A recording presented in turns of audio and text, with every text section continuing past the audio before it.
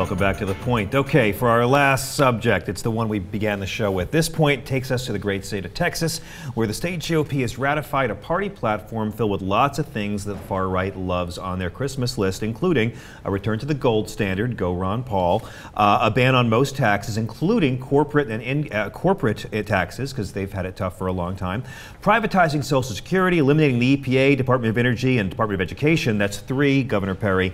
But the plank caught a lot of flack for the paragraph I began the show reading. I'm going to repeat it now at double caffeinated speed. We oppose the teaching of higher order thinking skills, critical thinking skills, and similar programs that are simply a relabel of outcome-based education, which focus on behavior modification and have the purpose of challenging a student's fixed beliefs and undermining parental authority. Now again, they have since retracted this paragraph on critical thinking, but that will still officially be a part of the platform until 2014. So Alexis, I want to go to you first. When I first heard this platform and I heard they want to take away critical thinking but add corporal punishment, I thought, Texas GOP wants to brainwash your kids and they want to beat your kids. I want to know what's going on here.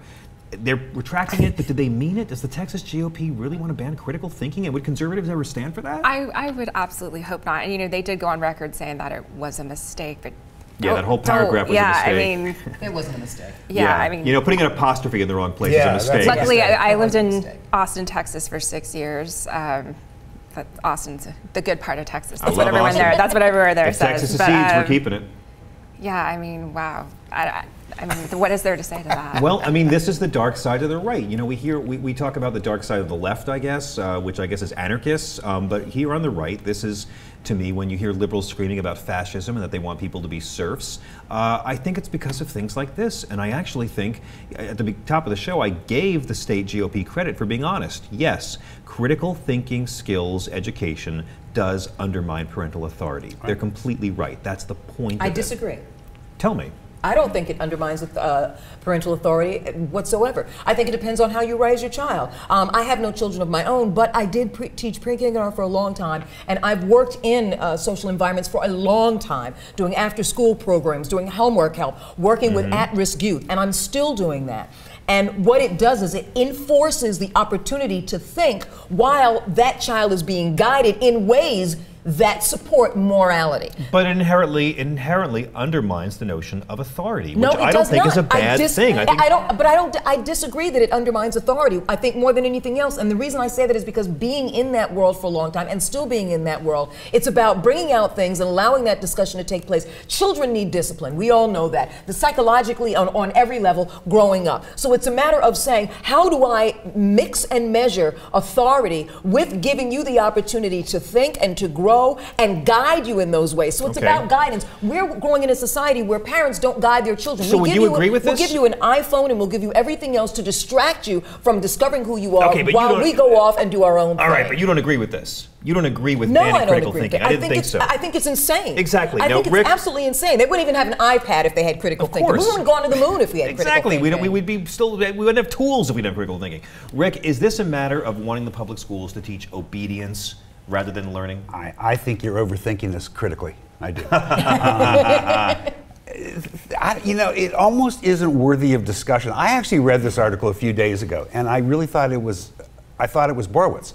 I thought it was comedy. Yeah. The first time I read it, and then I realized it was serious, and I thought, you know, you shouldn't take it seriously, but the fact that there are people out there who would craft such a paragraph, you have to take it seriously. Exactly. I don't know why you wouldn't. They're out there. It's disturbing. And it's not just one or two guys. This made it into the party platform. It's now, dangerous. Here's my question. Is this just a red flag to distract from the amount of sheer crazy that's in there, and you take this out and it makes the rest of it seem sane? No, they mean it. I wonder why they even took it out, because they do mean it. There's no, as you say, if it was an apostrophe, that's a mistake. This is not a mistake. This is how those people are thinking. I guess they're allowed to, and by the way, my kids think I need discipline. So, you do. I tell most women. And you drink too much I tell most women that I need it on the first date. Alexis. Yeah, but you need discipline with a paddle. Oh, baby, tell me more. Now, here's the thing. This is the rap on the GOP that they're against academia. that they're talking about academic elites, which used to be a good thing. But we've seen this, you know, I remember when I was younger hearing Dan Quayle talk about, you know, academic elites and don't trust the academics, don't trust the educated folks. I've also heard it from the Khmer Rouge and other charming foreign governments.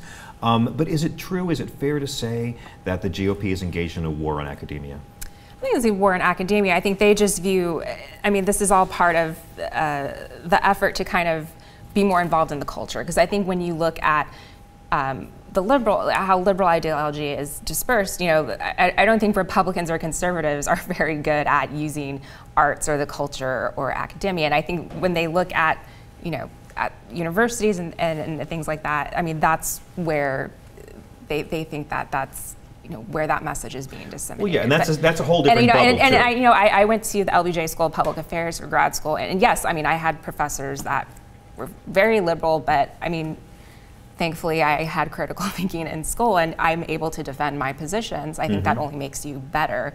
And in fairness, a large subset of academia is this, you know, liberally oriented bubble that chews up language and spits out jobs. And if you don't believe me, let's have a committee to discuss it for the next 6 months, and we'll have resolutions that only we can understand in academic speak. So yes, I get the rap on academia, but doesn't this just, I mean, is there any way that this helps the GOP? There is an upside to this. Please. I really do think there is. Look, you know, you have people like Alexis here, who bright, conservative, but with a good brain. This is what conservative thought has always been. You've got something happening in the Republican Party right now, which is nuts. That nuts is going to take them over a cliff. And when it does, these are the people who are going to be there to reform that party, intelligent conservatives. Well then, who throw out the fear-mongering and work with critical thinking. Over the cliff sooner. I'd hope so. I think I would probably be called a rhino, but I think you would too. Today but I think you would be, but you won't be in 3 years. I call the new breed of Republicans that are angrier, meaner, dumber, and louder. I call them the illiterati. And I'm gonna shift gears just a little bit, because what you said is very resonant. I think that Jeb Bush coming out last month and taking this tone of bold moderation was his Hail Mary pass to save his family's legacy. Let me explain. When Jeb Bush endorsed Governor Romney, he did it in a letter to a newspaper. He didn't appear with him, didn't do any public appearances, and he came out again 2 weeks ago and talked about how the Republican Party is just pretty much going crazy. And I thought, okay, Jeb is betting hardcore that Mitt's going to hit a brick wall, and Mitt tacking so far to the right is he's doubling down that it's not going to work. Right. And when 2016 comes, Jeb Bush steps forward as George Bush's wise older son or younger son, who is going to be the sane face of the new Republican brand of moderation. Right. I can't tell you how many people I've heard this from, that this whole primary thing was a conspiracy to set him up for 2016. Really? Run. And you can't call Jeb Bush a rhino. You just can't. No, you can't. You cannot call this man some a would rhino. try. He is very conservative in every possible way. I agree, but I find that fascinating. But he's rational. A lot of liberals said this about the John Kerry nomination, that John Kerry's nomination was a plot by the Clintons to throw the fight so they'd have a clear playing field in 2008. Are you really hearing folks say that Jeb Bush, aside from salvaging the brand name, which was destroyed by his brother, is this his play to present himself early as the sane, non-Chris Christie moderate? Yeah, I mean, I've heard it from a few friends. I mean, this is by no means like expert opinion. I want to see your data. I want to see your data. Yeah, is this secret no, but stuff? I mean, no, I have heard from people like, oh wow, this is really going to work out well for Jeb Bush come 2016. But I mean, it would be great. I would love to see him run, because I think, I mean, I like his positions on education, on immigration, and he does present that more of a moderate tone that I think is missing. You guys right have now. a very deep bench for 2016. I think if you had to bet money today, you got to bet on the Republicans. No, both sides do, in fairness, because you've got Mrs. Clinton, you've got hopefully Senator Elizabeth Warren. Oh, I don't know about that. It certainly seems like her husband's planning on it. Yeah, but I don't think she is. All right, well, let me throw you my theory then. My theory is that Rupert Murdoch wants Barack Obama to be reelected, because he came out this weekend and was tweeting. Anytime they let Rupert do his own tweeting, wonderful things happen. And one of the things was, he said that Scientology was a creepy cult. Yeah. Sorry, Tomcat, I didn't say it. They did. I would never make fun of Scientology, and neither would my beard wife. And could be evil.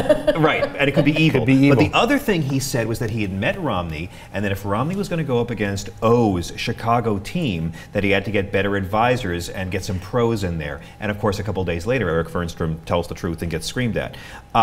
Fox News began as the Hate Clinton Network. And then they spent 6 years as the Bush is Great Network. Then they spent 2 years as the Defend Bush Network. Now they've had 3 successful and lucrative years as the Hate Obama Network. Right. The week Barack Obama was inaugurated, Hannity and O'Reilly were given 4-year deals. Do you think Rupert Murdoch wants to spend the next 4 years? Do you think Roger Ailes wants to be the Defend Romney network for the next 4 years? Thank you.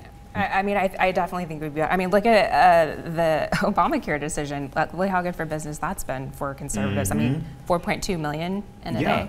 Yeah, and hate is good business. I mean, I don't gotta think it's tell you what a patriot I am. As a liberal voice on Fox News, do you know how good it would be for me personally if Obama loses? Oh, look at me. If Mitt Romney's president, I'm going to buy a boat. I'm a political comedian. I mean, Obama's our first non-buffoon president in the generation. He's so hard to make fun of. They're going to need attack dogs like crazy because when you have to go on defense, it ain't good for ratings. Exactly. And that's what a Romney presidency threatens to the Fox News brand. Terrible for Fox. You can see it in their ratings. And they hate him, right? Come on, let's talk seriously. We have a wonderful, brilliant conservative here with us. Because I did work for Rudy Giuliani. Another presidential campaign. Another moderate Republican who was punished for it. So I don't really have good feelings towards Romney, but I mean, nor do most. And I don't think it's like a big conspiracy, but I mean, I definitely don't think it would hurt their bottom line if Obama was reelected. I don't think so at all, and I think that's half the plan. And but however, that being said, 6 states will decide this election.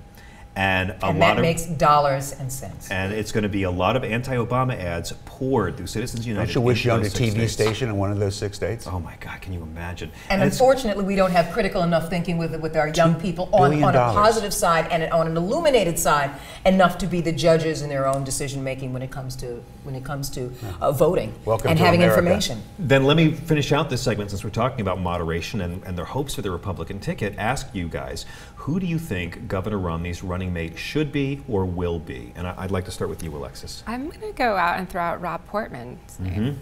I think he's well respected in the Senate. I think he's got a great record on immigration. He's actually done more for immigration reform than I think a lot of Democrats have, which I don't think a lot of people know that about him. But I wouldn't be surprised if he's the nominee. And it's a huge swing state, and charisma-wise, he makes Mitt Romney look like Lil Wayne.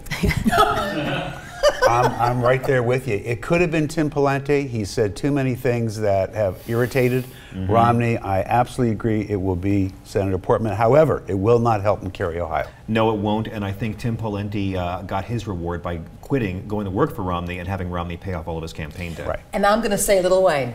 Lil Wayne. Don't make me have to change my vote. Well, there's a lot of good choices out there. I mean, I'd love to see it be Sarah Palin. I'd love to see it be Nikki Haley. I'd love to see it be Condoleezza Rice. I'd love to see it be any of these guys. It won't be Chris Christie. They will not have 2 Northeast moderates, although Christie will run for president in 2016. And Christie would hog the stage. Stop. Everyone I talk to says it's not going to be Rubio. I think the smart choice is someone that'll never be the guy that would help Mitt Romney with the evangelicals who despise him, and that's Mike Huckabee.